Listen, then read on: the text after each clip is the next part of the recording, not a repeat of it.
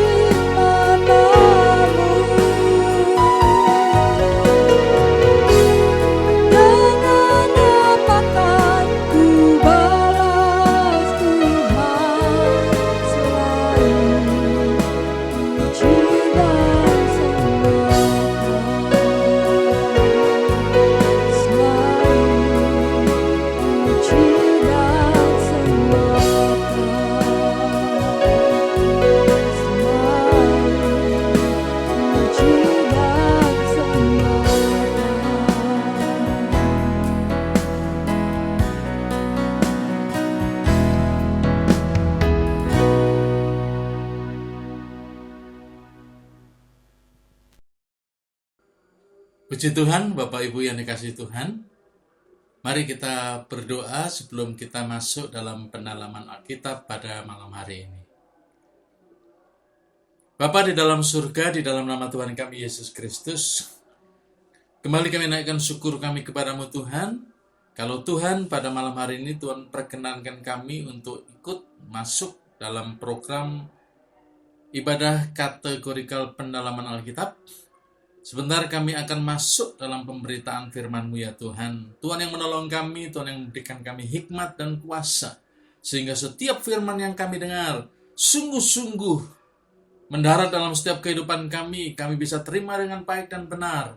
Untuk kami boleh melakukannya dalam setiap kehidupan kami. Urapi kami dan layakkan di seluruh kehidupan kami. Serta tutup bungkus kami semua dengan kuasa darah-Mu Tuhan. Di dalam nama Tuhan Yesus Kristus, kami sambut firman Tuhan pada malam hari ini. Haleluya. Amin. Puji Tuhan. Shalom Bapak Ibu Saudaraku yang kasih Tuhan. Bersyukur kita bisa bertemu kembali dalam ibadah kategorikal pendalaman Alkitab pada malam hari ini.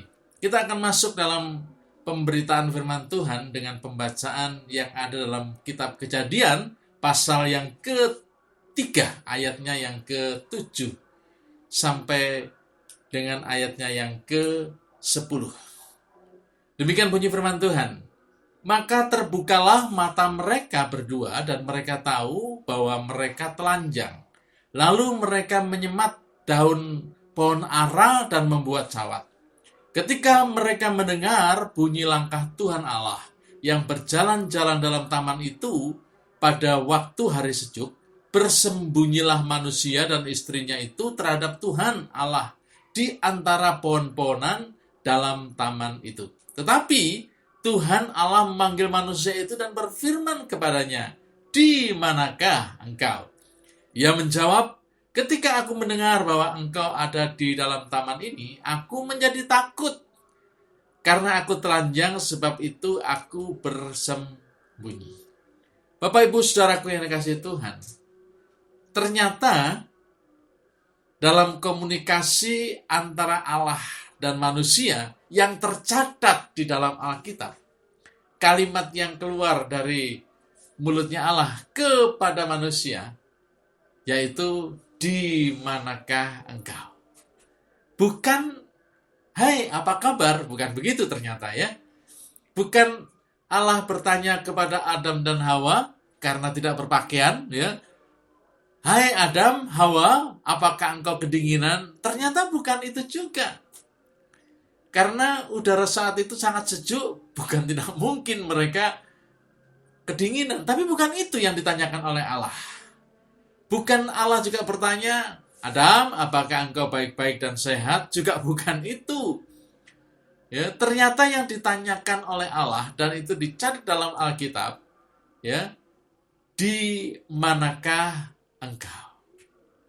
Nah, ketika Adam menerima perkataan dari Allah ini, dia kemudian menjawab. Coba perhatikan jawaban daripada Adam. "Ketika aku mendengar bahwa engkau ada dalam taman ini, aku menjadi takut karena aku telanjang. Sebab itu aku bersembunyi." Perhatikan kalimat tanya dari Allah dan jawaban dari Adam.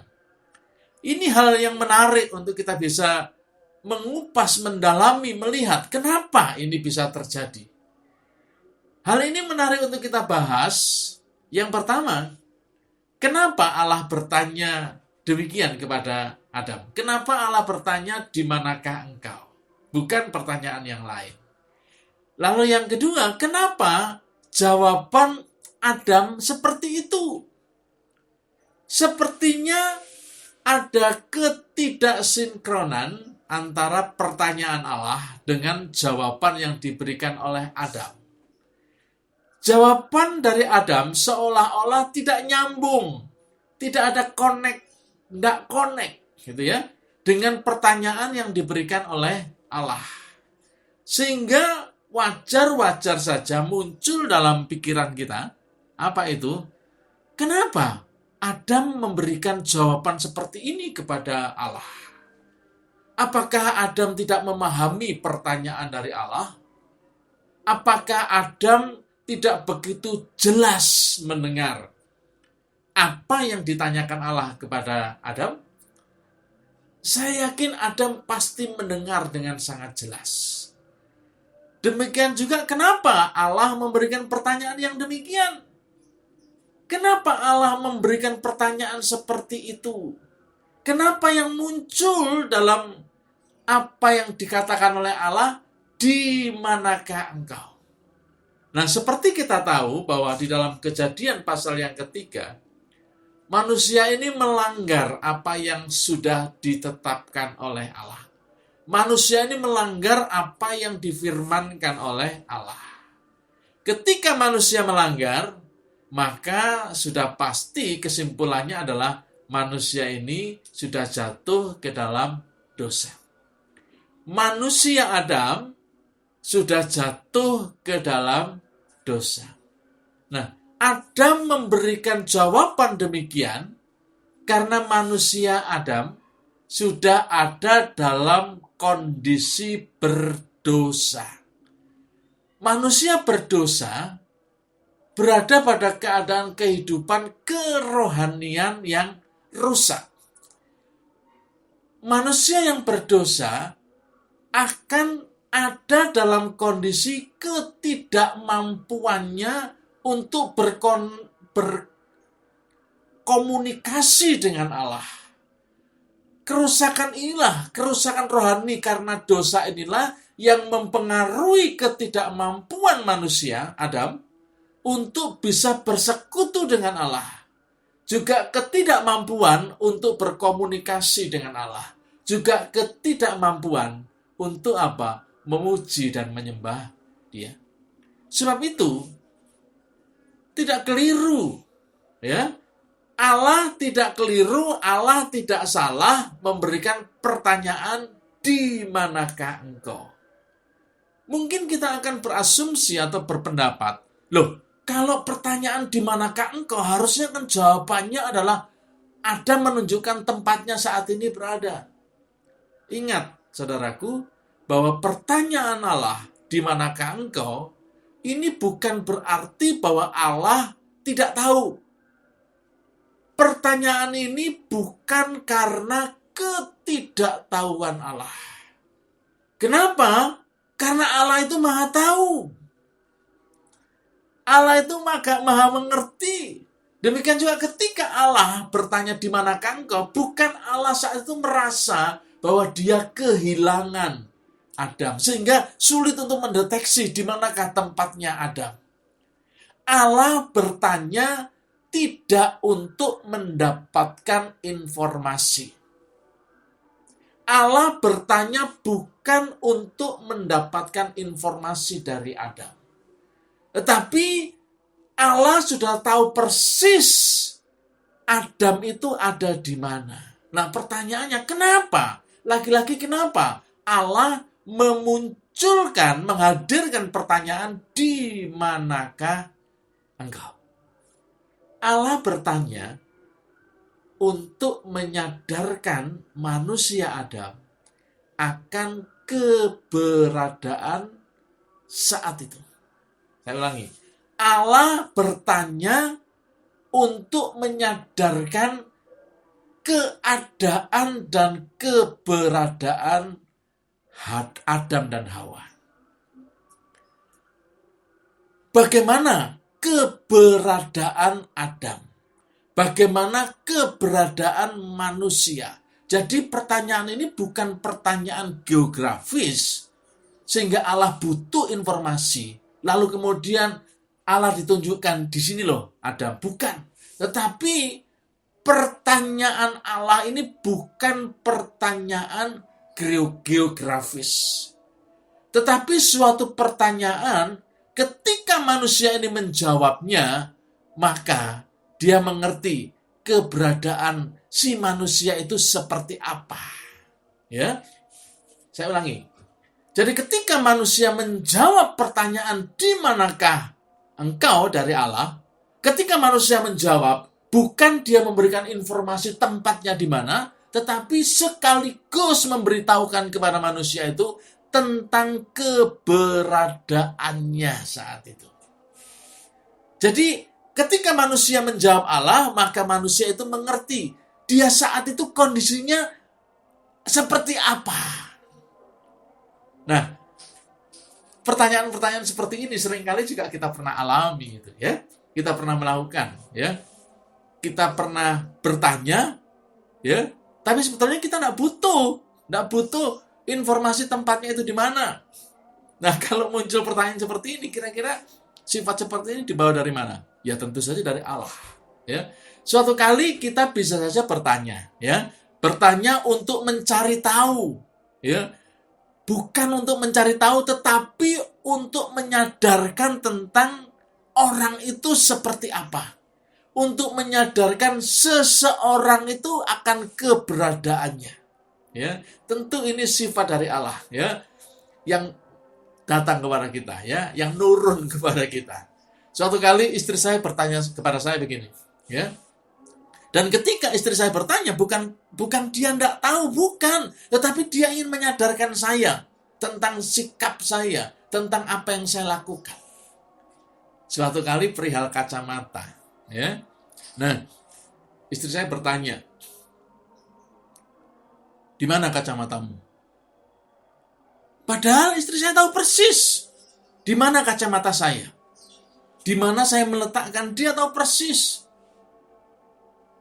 Tetapi sebenarnya dia hendak memberitahukan kepada saya tentang keberadaan saya. Kamu masih belum pakai kacamata lo ya. Ketika istri saya tanya, di mana kacamatamu? Dia tidak hendak mencari informasi. Oh, di sana. Bukan, tapi dia mengingatkan kepada saya, kamu belum pakai kacamata lo ya. Sehingga saat itu saya berusaha untuk mencari. Dan ketika saya mencari tidak menemukan, dia katakan begini, tuh, di atas meja tuh, dekat laptop. Dia tahu. Nah, Allah juga seperti itu. Allah tahu keberadaannya Adam ada di mana, tetapi saat itu ketika Allah bertanya, di manakah engkau? Allah hendak memberitahu keberadaan Adam itu seperti apa. Kualitasnya Adam itu seperti apa. Kondisinya Adam itu seperti apa. Jadi, pertanyaan Allah ini bisa kita simpulkan adalah pertanyaan spiritual, bukan pertanyaan geografis. Pertanyaan spiritual. Manusia sudah jatuh dalam dosa. Sehingga keberadaan Adam, keberadaan Hawa adalah manusia yang berdosa. Keberdosaan Adam dan keberdosaan Hawa mengganggu hubungannya dengan Allah. Secara fisik Adam dan Hawa ada di sekitar taman itu. Ya, tentu saja Allah tahu itu, ya. Secara fisik Adam dan Hawa baik-baik saja secara fisik. Tetapi secara spiritual ada masalah yang sangat serius, termasuk hubungannya dengan Allah. Itu menjadi berubah karena manusia jatuh ke dalam dosa. Kadangkala ini pun terjadi dalam kehidupan kita.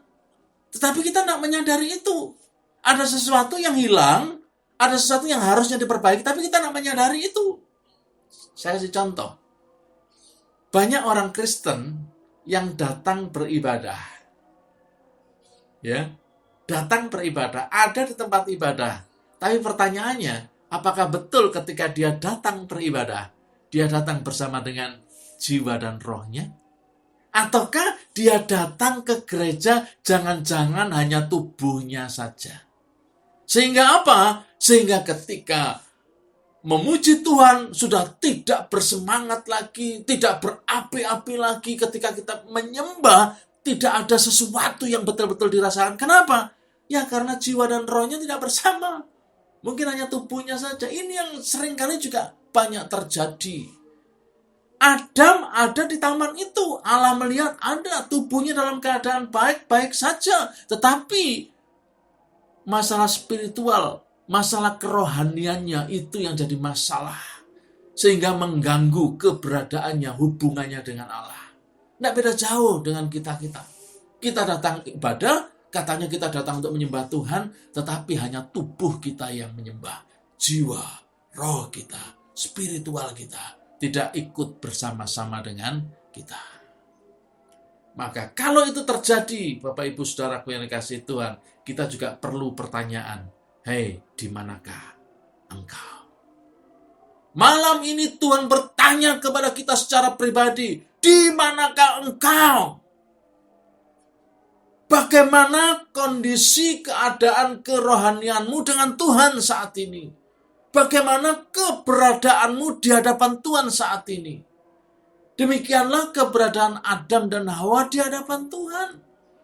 Maka dari itu perlu yang namanya rekonsiliasi antara Adam, Hawa, dan Allah.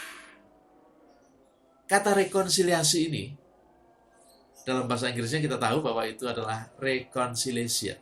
Ya, dari kata kembali, lalu kemudian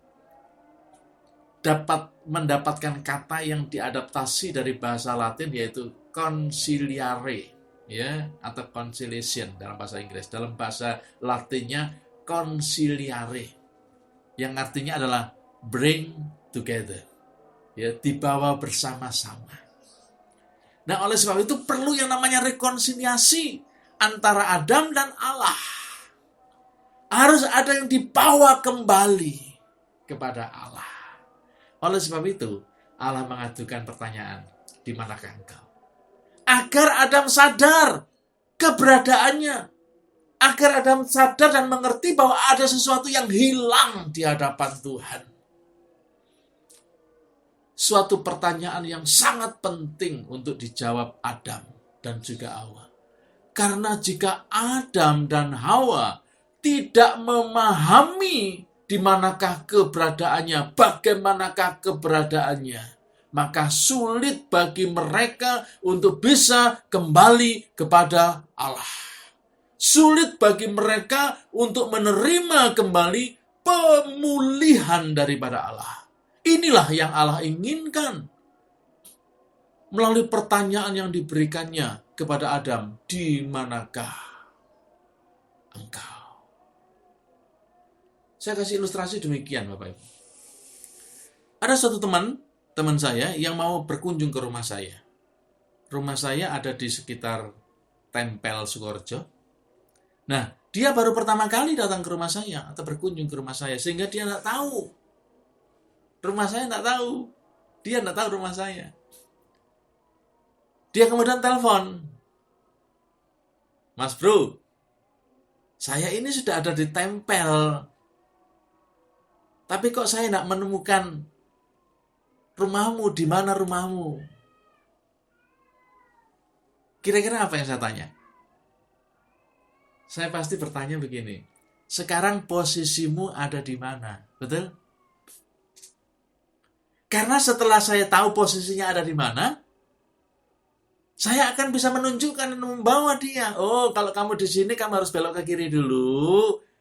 500 meter baru kemudian ke kanan, nah itu rumah saya. Tapi coba bayangkan kalau misalnya ketika ditanya, sekarang posisimu di mana? Nggak tahu ya, aku di mana ya sekarang ya? Apakah mungkin saya bisa membawa teman saya sampai ke rumah saya?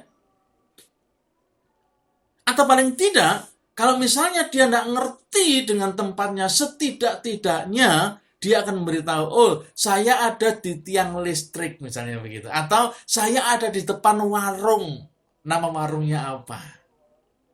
Baru kemudian saya katakan, baik kalau kamu ada di situ, kamu melangkah sekian, lalu belok kiri, jalan lagi, baru kemudian sampai ke rumah saya. Tanpa teman saya memberitahukan di mana posisinya saat itu ada, sulit bagi saya untuk membawa dia ke tempat saya. Nah, sekarang ini yang lagi ngetren adalah GPS. Ya. GPS ini biasa dipakai kalau kita tidak tahu tempat yang akan kita tuju. Kalau misalnya kita mau menuju ke satu tempat, kita tidak tahu jalannya, belok kemana begitu, biasanya kita minta bantuan, ya, kita lihat mapnya, ya, dengan menggunakan Google Map, lalu kita gabungkan dengan GPS-nya. Nah, ketika kita tuliskan, ketika kita menggunakan dengan aplikasi itu, apa yang muncul di Google Map itu? Ya, yang muncul adalah tanya posisi Anda ada di mana. Betul? Kalau misalnya kita jawab, tidak tahu sekarang ada di mana, tidak mungkin. Google Map itu akan membawa kita, aplikasi itu akan membawa dan menunjukkan jalan kita. Perlu menunjukkan posisinya sekarang ada di mana. Keberadaannya ada di mana. Mengerti keadaan kita sekarang menentukan kita untuk kembali bisa melanjutkan perjalanan hidup kita. Saya ulangi. Ketika kita mengerti keberadaan kita sekarang, membantu menolong kita bisa melanjutkan perjalanan hidup kita seperti apa. Kita tidak akan pernah dapat dituntun ke tujuan jika kita tidak tahu saat ini kondisi kita seperti apa. Kondisi kita bagaimana. Kita ada di mana. Dalam perjanjian baru pun berkata demikian firman Tuhan. Kepada jemaat yang ada di Efesus, Wahyu pasal 2 ayat yang kelima. Dikatakan begini. Sebab itu ingatlah betapa dalamnya engkau telah jatuh. Bertobatlah dan lakukanlah lagi, perhatikan, apa yang semula engkau lakukan. Apa yang semula engkau lakukan. Jika tidak demikian, aku akan datang kepadamu dan akan mengambil kaki dianmu. Lakukanlah lagi apa yang semula engkau lakukan. Itu artinya saat ini engkau ada dalam kondisi seperti apa? Ada di mana? Kalau mau melanjutkan lagi, mulailah dari situ. Firman Allah mengatakan begitu. Awalilah kembali dari itu, dari keberadaan itu. Mulai lagi dari mana engkau berada.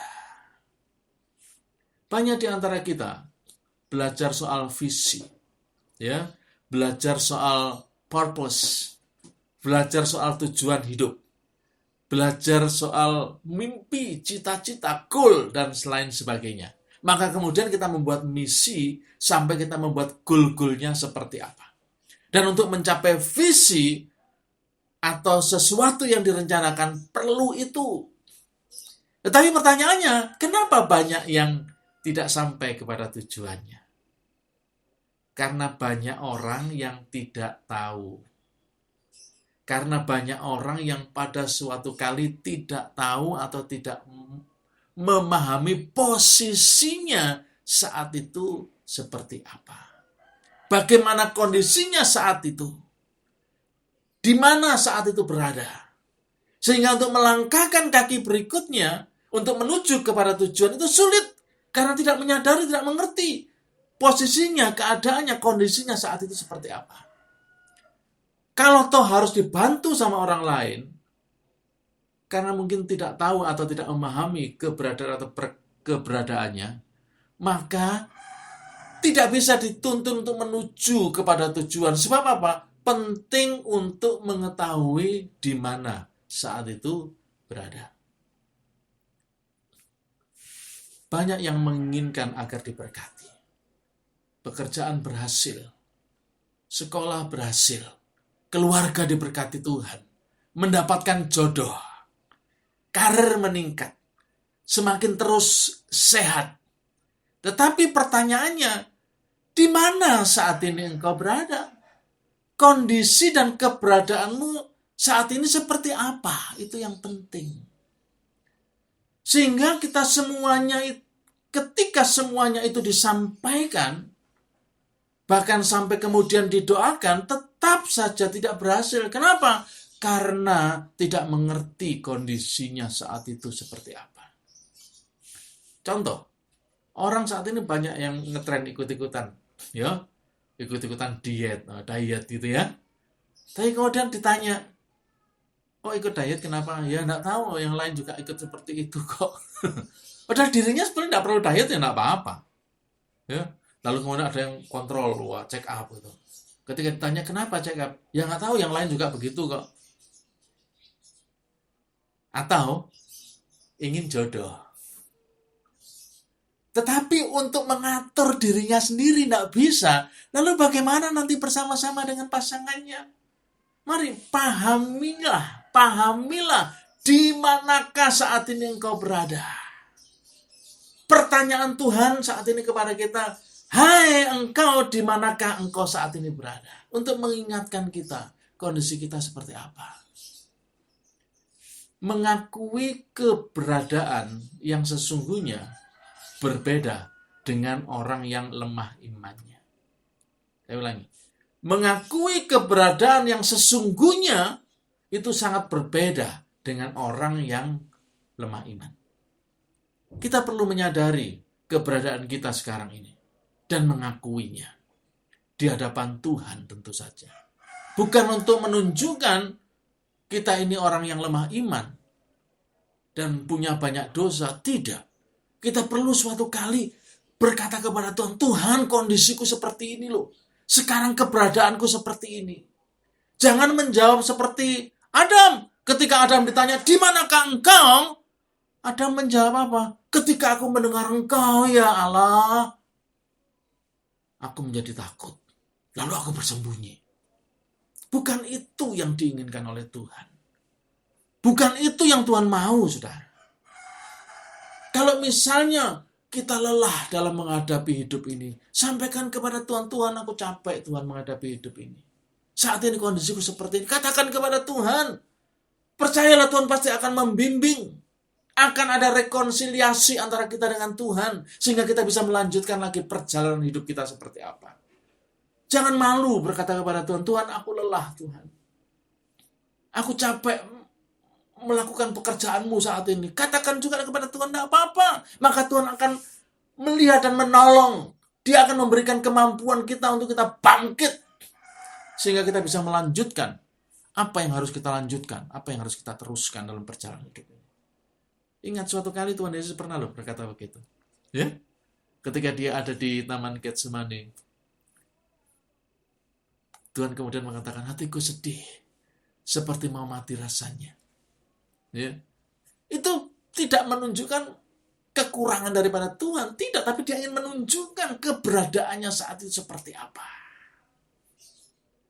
Kalau kita membaca di Injil, ya, para malaikat kemudian memberikan kekuatan kepada dia.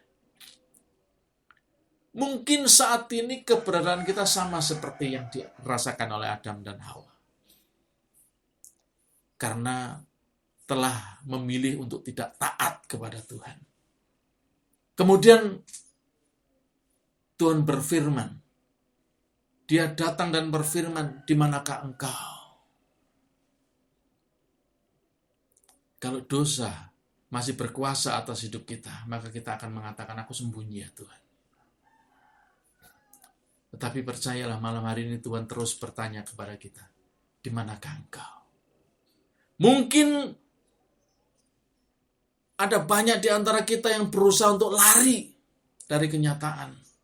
Ketika Tuhan bertanya, di manakah engkau? Kita berusaha untuk sembunyi, kita berusaha untuk melupakan, kita berusaha untuk lari dari kondisi yang sebenarnya. Atau ada yang berusaha untuk pura-pura tidak mendengar apa yang dikatakan oleh Tuhan. Atau berusaha meredam suaranya agar tidak terdengar. Ingat, kalau Tuhan bertanya di manakah engkau, katakan keberadaanmu. Jangan bersembunyi, karena dia tahu persis di mana kita berada. Kita tidak bisa meredam suaranya, atau bahkan kita tidak bisa mengabaikan apa yang difirmankannya. Daripada bersembunyi di hadapan Tuhan, lebih baik kita katakan, ya Tuhan kasihanilah aku. Aku ini orang berdosa. Aku perlu tuntunanmu. Saat ini aku seperti ini ya Tuhan. Itu yang Tuhan inginkan. Lalu katakan kepada Tuhan, bimbing dan tuntunlah aku ya Tuhan. Aku mau bangkit. Aku mau berdiri. Aku mau berjalan menuju tujuan dengan bimbingan dan tuntunanmu. Serta pimpinan dan penyertaan. Sudahkah engkau mendengar dengan jelas apa yang Tuhan katakan kepadamu? Di manakah saat ini engkau? Mari katakan di hadapan Tuhan, Tuhan ini aku Tuhan. Kondisiku seperti ini. Keberadaanku seperti ini. Percayalah, tangan kanan Tuhan pasti akan menuntun engkau. Membawa engkau kepada kemenangan. Puji Tuhan. Mari kita bersyukur, kita kembali berdoa kepada Tuhan. Bapa, kami mengucap syukur buat firman yang sudah Tuhan sampaikan kepada kami. Biarlah kami mampu Tuhan mendengarkan setiap apa yang Kau firmankan. Kami tidak bersembunyi lari atas keadaan yang harus kami hadapi. Biarlah kami mengaku di hadapan-Mu, sehingga tangan Tuhan terulur untuk kami, menolong kami, membimbing, memimpin, menuntun kami, serta membawa kami kepada kemenangan demi kemenangan. Roh Kudus, tolonglah kami agar kami bisa memahami firman dengan benar.